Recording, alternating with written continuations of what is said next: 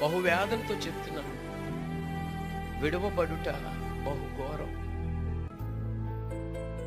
ఎన్ని సంవత్సరాలు మన జీవితం ఇక్కడ ఉంటామండి?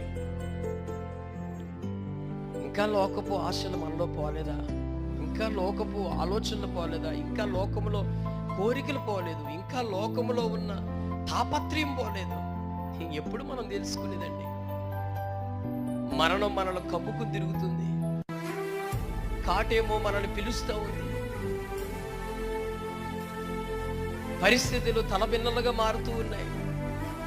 సడన్ గా నీ బ్రతుకు జీవితం మరణం అయిపోతే ఏంటి నీ పరిస్థితి? ఎక్కడుంటావు? నీ ప్రశ్న ఉందా? బి కేర్ఫుల్ అండి. ఇది చాలా ప్రమాదకరమైన విషయాన్ని నేను మీకు వివరిస్తున్నాను. వినపడుతుందా? దేవుడు నిన్ను ఏం ప్రశ్నించట్లేదని